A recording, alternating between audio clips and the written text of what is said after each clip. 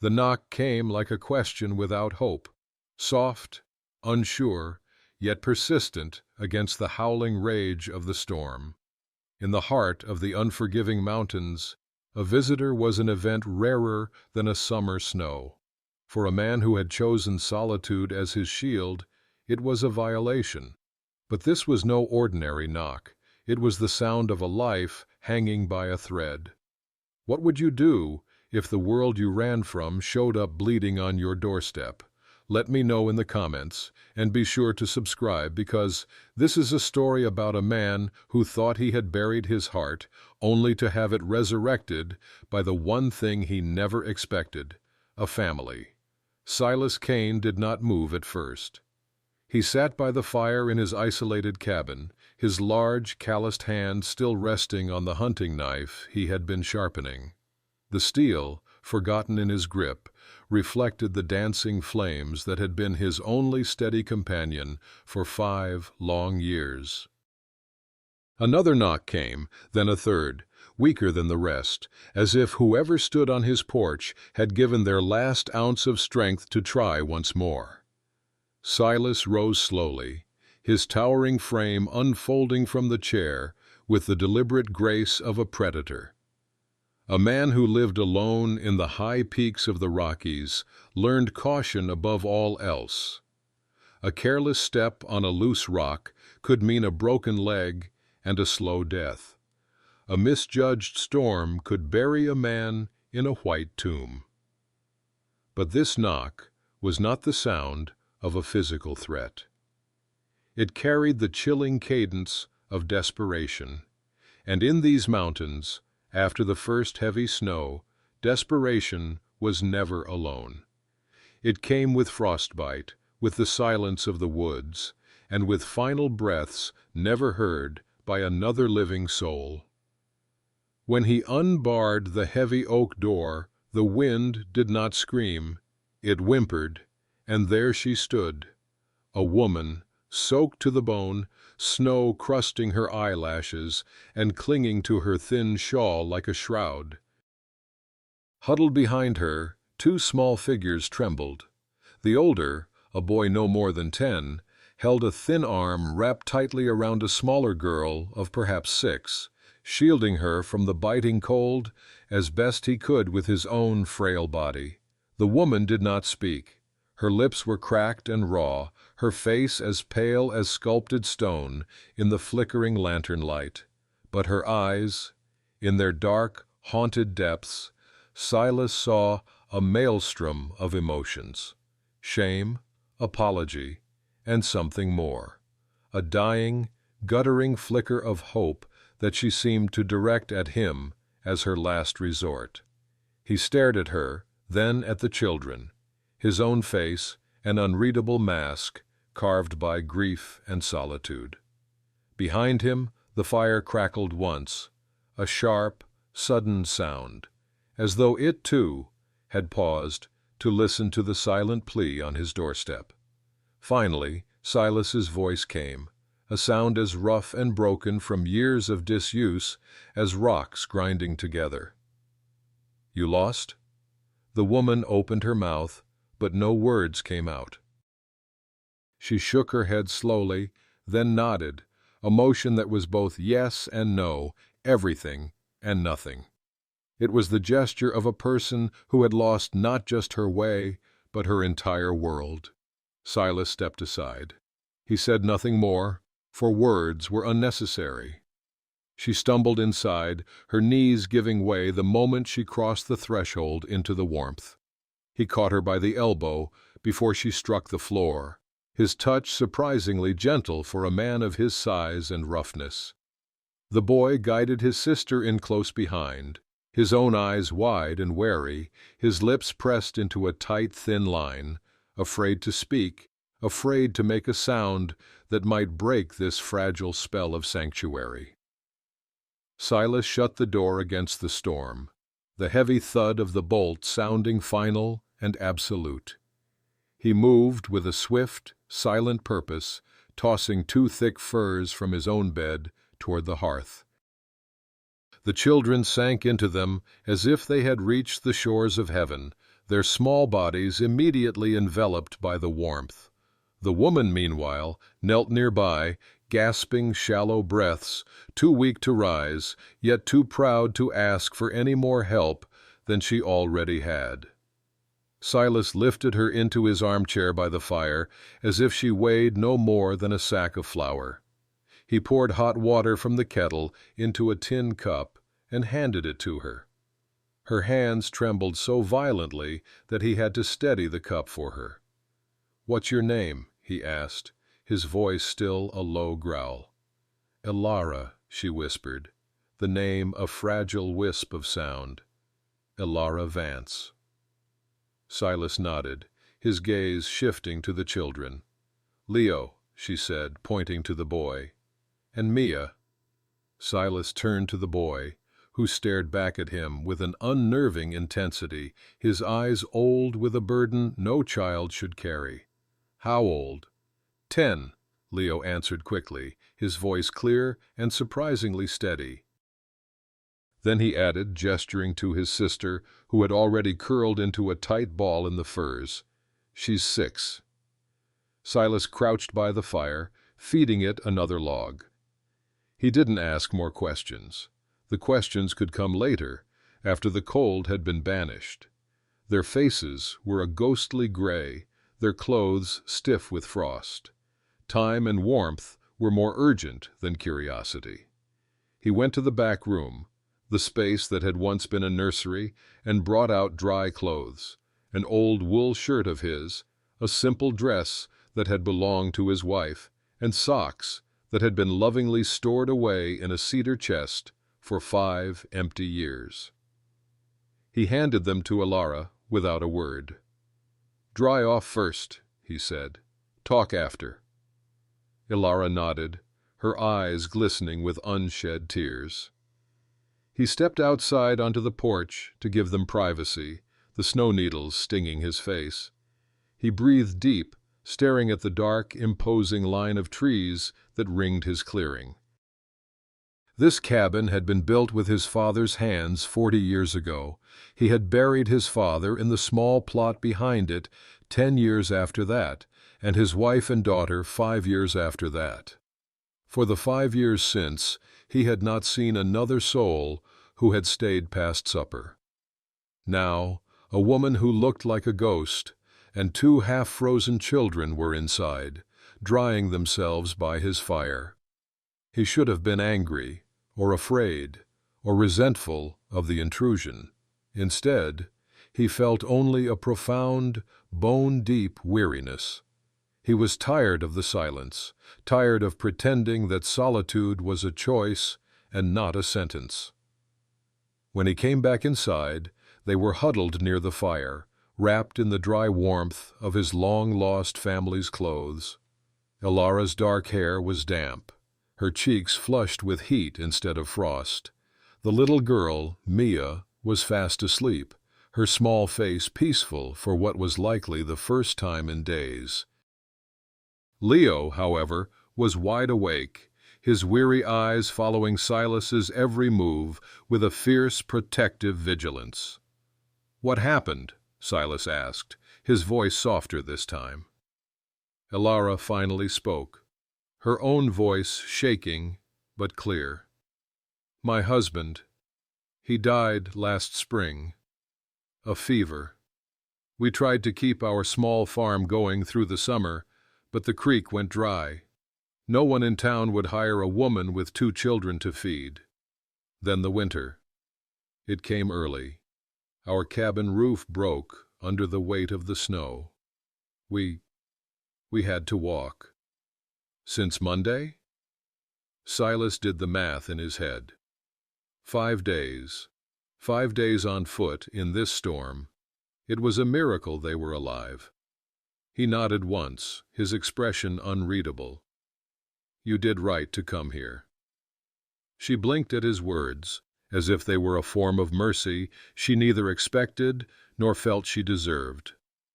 Silas took the pot of rabbit stew from its hook over the fire and ladled it into 3 bowls. The rich, savory smell filled the cabin, a scent of life and sustenance. Leo's stomach growled, loud enough to startle the fire into a fresh crackle. "Eat," Silas said. The boy hesitated, looking to Ilara for permission, until she gave a small, almost imperceptible nod.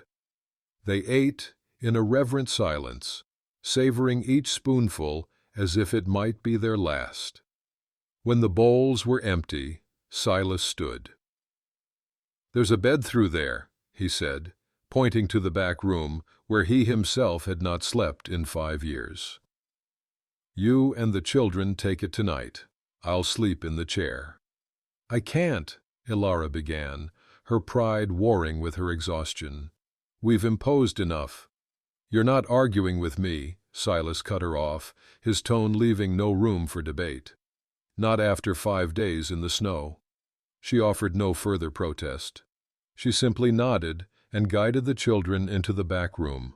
The door clicked shut, a soft, final sound behind them. Silas sat down in his armchair by the fire, staring into the flames.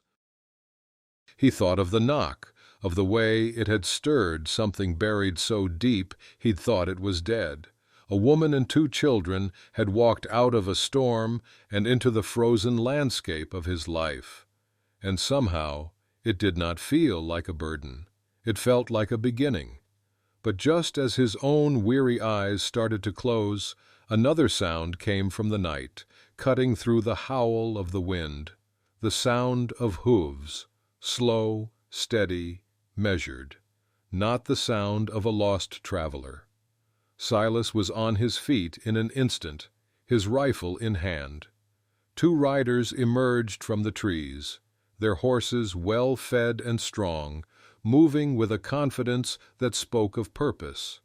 Men didn't ride this far into the mountains by accident, especially not in a blizzard. They came with intent, and intent, out here, usually carried a gun. Silas's fire crackled once, then fell silent, as if holding its breath. He pressed a steady hand against the log wall and waited, watching as the riders drew near. The riders dismounted slowly, their movements radiating an arrogant confidence. These were not men lost in the storm. They were men who liked to show their power by taking their time. Boots crunched in the fresh snow as they stepped toward the cabin. One was tall and lean, with shoulders that slouched with an easy arrogance. The other was broad and heavy, carrying himself like a man who believed nothing in the world could touch him. Silas remained in the shadows of the doorway, the long barrel of his rifle resting across his chest, a silent, menacing line in the darkness. He had learned long ago that silence was a sharper weapon than words.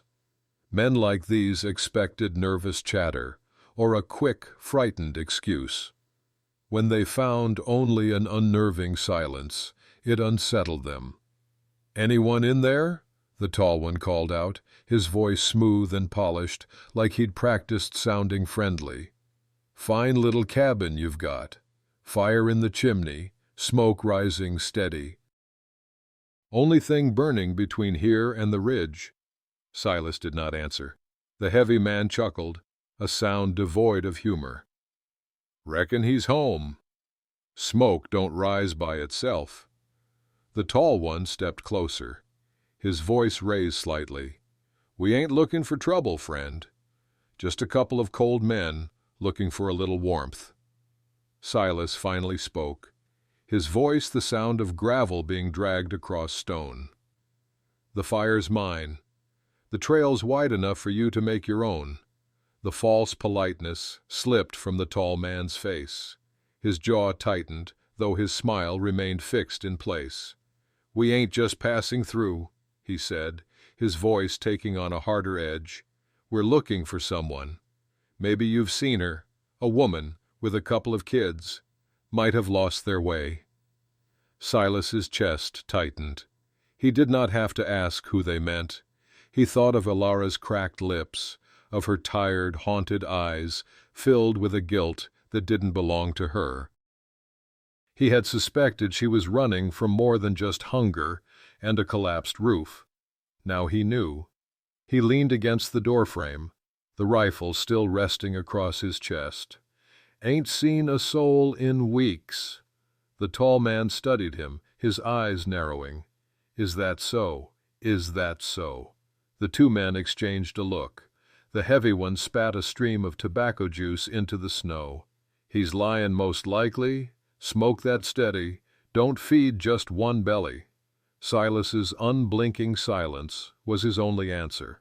Finally, the tall man raised his hands as if to show peace, a gesture that was completely at odds with the menace in his eyes. "No harm tonight, friend, but we'll be back. There ain't that many places to hide in these mountains, not when folks are looking for what rightly belongs to them." They mounted their horses and rode back into the trees. The sound of their hooves faded into the night, swallowed by the storm. Silas stayed at the window long after they were gone, his rifle still in hand, waiting until the silence was real again. Then he turned and walked to the door of the back room. Ilara was sitting upright on the bed, her arms wrapped tightly around her sleeping children. She didn't need to ask. Her wide, terrified eyes already carried the question. "They're gone," Silas said, his voice low and steady. For now. Her shoulders sagged with relief, but her face was still a mask of fear. She knew as well as he did that they would return. That night, Silas did not sleep. He sat in his armchair, his rifle across his knees, watching the fire burn down to glowing embers. The knock that had brought a widow and 2 children to his door was no accident. It was the start of something bigger, something far more dangerous than just a winter storm. At dawn, Silas set to work with a grim determination. He checked the traps he had set around the perimeter of his cabin, tightened the latches on the doors and windows, and spent 2 hours cutting extra firewood, stacking it on the porch. By mid-morning, Leo joined him, bundled in clothes that were far too big for him, his young face set with a seriousness that mirrored Silas's own. He was eager to help. Silas put a small hatchet in the boy's hand and showed him how to split kindling, his instructions brief and practical. The boy listened closely, working in a focused silence, sweat beading on his brow despite the cold.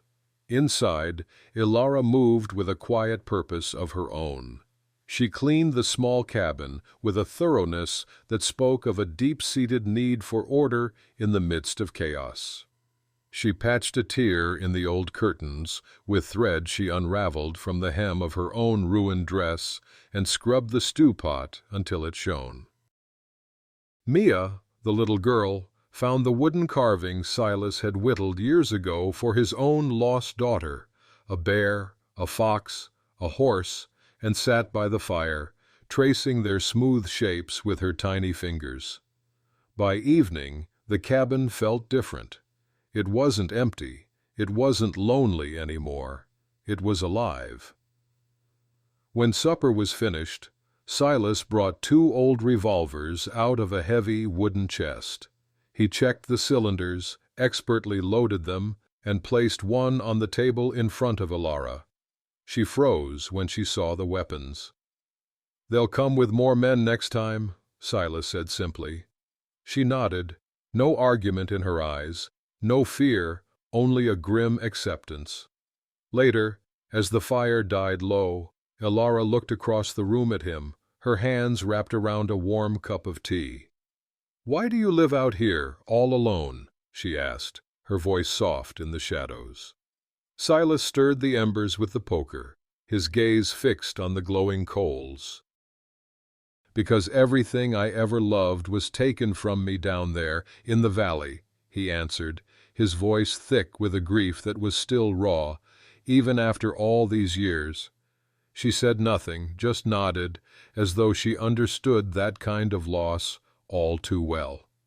That night, as the children slept and the cabin quieted, Ilara asked another question, her voice barely a whisper. "Do you think God sees us out here in these mountains? Do you think he cares about people like us?" Silas thought on it for a long while. "I think he sees the ones who cry when no one else is around to hear," he said finally. "And I think, on Monday, he saw you." Ilara blinked hard, then gave a small, watery smile. The silence that followed was not empty. It was full of a shared, unspoken understanding.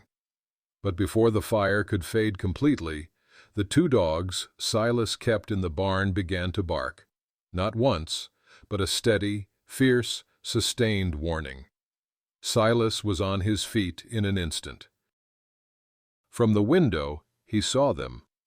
Lanterns, swaying in the trees like hungry, disembodied eyes, 5, maybe 6 of them, moving slowly, deliberately, surrounding the cabin. "They're back," Silas whispered. This time, they weren't here to talk. The lanterns swayed in the dark, a closing circle of menace. Boots crunched on the snow outside the cabin. Silas lowered the fire to a dim glow, grabbed both rifles, and tossed one to Ilara. "Down to the cellar," he whispered urgently. Leo and Mia were already awake, their wide, frightened eyes searching his face for answers. Silas crouched to Leo's level. "Take your sister. You remember the trapdoor I showed you? Stay quiet until I call for you." The boy nodded, his small jaw tight with a fear he was trying to master. He led Mia down, Ilara following last. She paused at the cellar door, her hand pressing his for a brief, desperate moment. "You'll let me know," she said, her voice a plea. "I will," he promised. The trapdoor shut, hidden under the bearskin rug. Silas laid another fur across it, then moved to the window. Shadows shifted among the trees, circling, tightening the noose.